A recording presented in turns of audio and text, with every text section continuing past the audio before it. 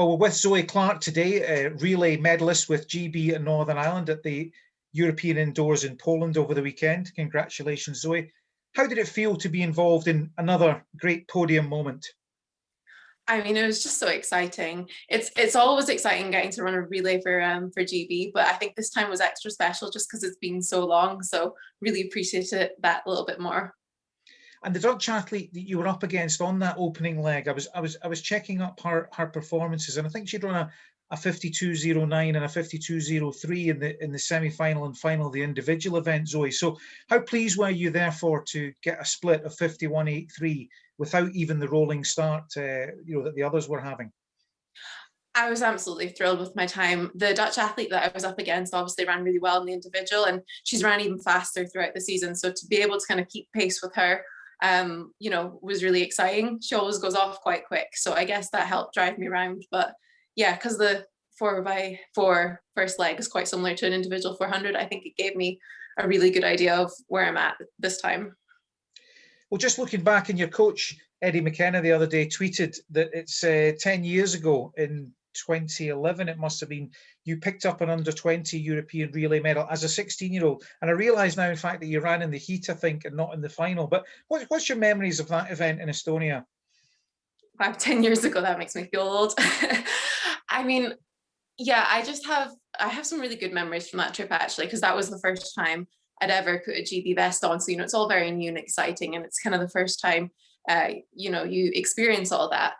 Because I ran in the heat, it was a really good learning point for me. I kind of got to see how everything worked without really having the stress of having to run in a final and run for that medal. But 10 years ago, wow, I can't really believe that. Well, we'll come back to that relay record in a moment, Zoey. But Eddie and yourself have been pretty creative in the last 12 months, as a lot of Scottish athletes have had to be, in terms of your training, in terms of what you can adapt and what you can do, and obviously there's a few things that you can't do. I think on social media we've seen a gym emerge in your house, and a sort of training route at the bottom of the garden or in the woods, and also one in a park in a particularly icy, snowy Scottish winter's day. So how is that right? Yeah, that sounds about right. Obviously, like everyone, we've had to adapt when we didn't have the facilities. So early on in lockdown, when we knew we weren't going to have track access or gym access, we just looked at what we had. I went for a walk around my area just to see what options I had, and I was really lucky to have some green spaces near me that I can run in. And yeah, we got a gym set up in our garage just because I really wanted to keep that part of training going. But I thought it was actually quite fun as like a problem solving exercise, basically seeing how we could adapt our training to suit what we had.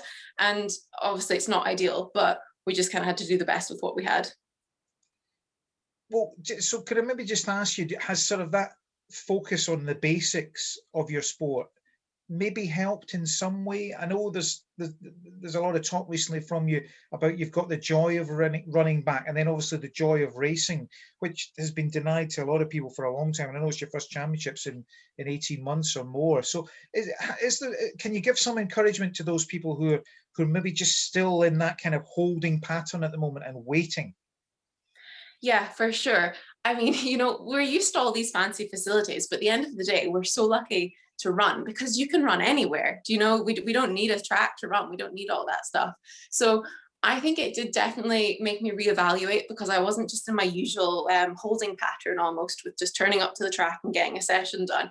I was really trying to get the most out of every single session that I could. And I think it did make me look forward to the sessions a lot more, because every day was just that little bit different. So, I didn't really see it as a negative. I just kind of tried to keep positive the whole time. And, quite clearly you can keep your fitness levels up by running around a field or running up a hill or a sand dune, or just, using what we have available to us. You can 100% keep your fitness levels up. So just, yeah, try and stay motivated, because it is enough and we will get through it. So it's almost been a case, the focus has been maximizing what's available to you and so on. Just returning to your relay record, I did have a good look at that yesterday, and I think that's 5 senior medals with GB and Northern Ireland in 4x4s across European and global events. We remember London 2017 quite vividly, in fact. And I know you would have been disappointed not to be selected for the individual event, but you must feel as if you're in a pretty good place at the moment, off of the back of this difficult period, as you say, that everyone's been through. Yeah, I definitely do.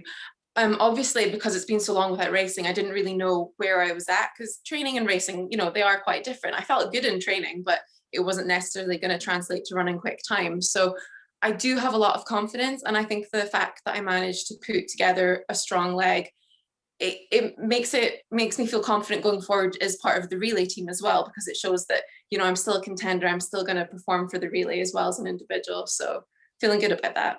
Yeah, and we should stress actually probably that the performance by the team wasn't too far away from a British indoor record. In fact, I think it was maybe about 0.2 of a second away from one that was set in Gothenburg. So it was a really good, solid by all 4. So as things stand, Zoe, the Olympics are still on the horizon. How much would it mean to you to get that Olympian status on your CV? I mean, it's really the dream for every athlete. I think, it's the highest achievement you could get. So obviously I really, really want to get there. I want with all my heart to make it there. And I hope that it does go ahead. And if it does go ahead, I hope that I can, earn a spot on that team.